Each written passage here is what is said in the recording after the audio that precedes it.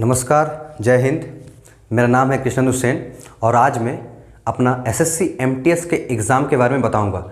मेरा एसएससी का exam second में थर्ड शिफ्ट को था, जिसका आप सभी को पता है रिपोर्टिंग टाइम 2:15 से है और 3:30 से एग्ज़ाम शुरू होती है और 5 तक ख़त्म हो जाती है। तो एमटीएस के बारे में अगर मैं सिंपल से एक चीज़ बताऊँ तो इस बार पैटर्न बदला है। 2 पार्ट में इसको डिवाइड किया गया है, पार्ट 1, पार्ट 2। पार्ट 1 में है मैथ और रीजनिंग जो कि क्वालिफाइंग इन नेचर है, नो नेगेटिव मार्किंग। और पार्ट 2 है जो मेन है, वो है आपका इंग्लिश और जीके, जो आपका टोटल 150 मार्क्स की होती है और इसी के हिसाब से आपकी सिलेक्शन होगी। तो कल मेरा एग्ज़ाम था, मैंने 50 में 41 अटैम्प्ट किए हैं। इसमें जीके में 18 और इंग्लिश में 23। तो अब मैं अगर जीके और इंग्लिश के बारे में बताऊं, उससे पहले मैं मैथ के बारे में बता देता हूं। मैथ काफ़ी इजी थे, काफ़ी इजी। जैसे कि मैं 2 सवाल बता देता हूं आपको, आप समझ जाएंगे इसी से। और सबका पैटर्न और 20 क्वेश्चन का लेवल इतना ही था।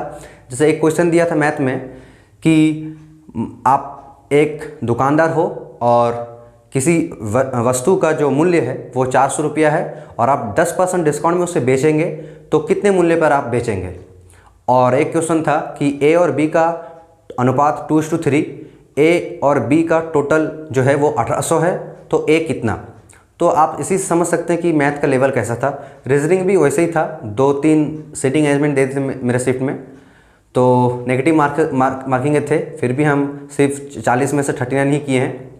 और उसके बाद 45 मिनट के बाद 45 मिनट रहता है पार्ट 1 और 45 मिनट पार्ट 2। इसके बाद ऑटोमेटिक वो खुल जाएगा आपका जो पार्ट 2 है और फिर आप पार्ट 1 में नहीं आ सकते। तो अगर मैं सबसे पहले जीके के बारे में बताऊं तो जीके में मैं सब्जेक्ट वाइज डिवाइड कर देता हूं। इकोनॉमी से लगभग 2 से 3 सवाल थे, करंट अफेयर से 3 सवाल थे, बुक्स एंड ऑथर से 1 सवाल थे जो कि, और जो द जोया फैक्टर, ये है कि द जोया फैक्टर इस बुक को किसने लिखा है, और ये 2016 में निकला था ये किताब, तो इससे था। जियोग्राफी से 2 सवाल थे जियोग्राफी से। साइंस से 1 थे, जो वो रियल इमेज वर्चुअल इमेज ऐसा कुछ था।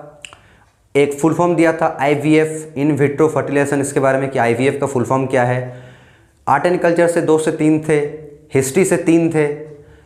तो अगर मैं लेवल के बारे में बताऊं तो इजी टू मॉडरेट आप कह सकते हैं। कुछ मॉडरेट लेवल के थे, कुछ इजी लेवल के। इजी लेवल बोलने से, जैसे मेंढक का आवाज़ को क्या कहते हैं, तो सभी को पता है टर टर। और अगर ये इंग्लिश में हुआ तो होगा क्रॉक, या फिर ऐसे कुछ क्रॉक रहती है। और अगर मैं थोड़ी सी मॉडरेट लेवल के क्वेश्चन के बारे में बताऊं तो जैसे आरबीआई के बारे में एक डेप्थ से क्वेश्चन पूछे थे आरबीआई में। आर्ट एंड कल्चर से अगर मैं बताऊं तो दिए थे कि शहनाई वादक कौन है, तो बिस्मिल्ला खान है। और जैसे मृणालिनी साराभाई को 1965 में कुछ पद्म अवार्ड मिला है, शायद पद्मश्री या फिर पद्म भूषण, तो किस फील्ड में मिला है, तो सभी को पता है भारतनाट्यम डांस है। और तो यही आर्ट एंड कल्चर से 2 से 3 थे, ऐसे थे। फुल फॉर्म भी दिए थे, बताए मैं आपको आईवीएफ के बारे में। हिस्ट्री से ऐसे क्वेश्चन थे कि नीचे में से किस मुगल शासक ने जो आपका जो कैलाश टेम्पल है उसे लूटने की, यानी वेंडलाइज करने की कोशिश की थी, तो आंसर होगा औरंगजेब।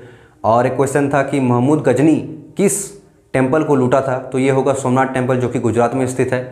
तो जीके का लेवल इजी टू मॉडरेट था। और एक करंट अफेयर्स का मैं बता दूं, जैसे जॉर्जिया मिलीना किस देश की प्रथम प्रधानमंत्री बनी, तो ये इटली होगी शायद, आप देख लीजिएगा। और एक क्वेश्चन था कि टेबल टेनिस जो होती है, टेबल टेनिस का जो ऊपर का लेंथ है वो कितनी है, तो वो 274 सेंटीमीटर की होती है। तो ये हो गया जीके। और अगर मैं आप बताऊं इंग्लिश के बारे में, तो इंग्लिश को मैं 3 हिस्सों में डिवाइड करता हूं। एक वोकैब सेक्शन, एक क्लोज टेस्ट और एक ग्रामर सेक्शन। जो मेरा शिफ्ट में जो क्लोज टेस्ट था वो इजी था, ठीक है। जो वोकैब था मेरा शिफ्ट में वो प्रीवियस ईयर बेस्ड था। 5 से 6 था, 1 वर्ड मिला के। 1 वर्ड वाला जो आया था वो प्रीवियस ईयर में नहीं आया था, तो इडियम्स था। और सिनोनिम और एंटोनिम जो था वो प्रीवियस ईयर से ही उठा के दिया है। तो आप अगर प्रीवियस ईयर को कंप्लीट कर चुके हैं तो डेफिनेटली आपको वो हेल्प करेगा वोकैब सेक्शन में। और क्लोज टेस्ट मेरा जो शिफ्ट था उसमें इजी आया है। अब किसी शिफ्ट में अगर हार्ड भी आ सकता है, लेकिन अनुपम जितने जैसे पूछे हैं वो सब बता रहा है कि इजी है। और अगर मैं ग्रामर सेक्शन के बारे में बताऊं तो ग्रामर मुझे पर्सनली थोड़ा सा ठीक ठाक लेवल के लगा है। ऐसा नहीं कि कुछ भी ईजी एकदम पूछ दिया जो डायरेक्ट जैसे रूल में लिखा रहता है, जैसे पता है आपको एवरीवन, एनीवन, एनीवन, ये सब के बारे में इस सब के बाद जैसे एवरीथिंग, समथिंग, एनीथिंग, नथिंग, इस सब के बाद में ऐसा टोटल 12 वर्ड्स होते हैं। इसके बाद में जैसे सिंगुलर वर्ब का यूज़ होता है, ऐसा टाइप का जो है। तो इतना इजी नहीं दिया है। ग्रामर सेक्शन थोड़ा सा अच्छा लेवल का था। बाकी जो वोकैब के बारे में बताऊं तो वो प्रीवियस ईयर बेस्ड और क्लोज टेस्ट ईजी था। तो अगर आप प्रीवियस ईयर अगर करके जा रहे हैं वोकैब में तो आपको डेफिनेटली वो हेल्प करेगी। अगर आपका ग्रामर डेप्थ में अच्छा है तो आप कन्फर्म अच्छा करके आएंगे। तो यही था मेरा शिफ्ट का जो एसएससी एमटीएस का एग्ज़ाम, जिसके बारे में मैं आपको बताया हूँ। और हाँ, जीके के बारे में और एक बता दूँ, जीके में हर शिफ्ट में एक आर्टिकल्स के लेके सवाल पूछ रहे हैं। जैसे मेरे शिफ्ट में दिया था कि जो यूनिफॉर्म सिविल कोड है ये कितने नंबर आर्टिकल में है, तो आप सभी को पता होगा आर्टिकल 44 में है।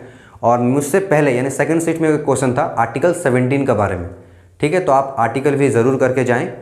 और यही था बस मेरा शिफ्ट का पेपर, और कल से ही शुरू हुआ है। अगर आपका नेक्स्ट सामने एग्ज़ाम है तो आप इन चीज़ों में फोकस कर सकते हैं जैसा मैं बताया हूँ। तो आज के लिए इतना ही, धन्यवाद। और अगर आपको डिफेंस रिलेटेड अगर कुछ जानना हो तो कमेंट करें। Thank you.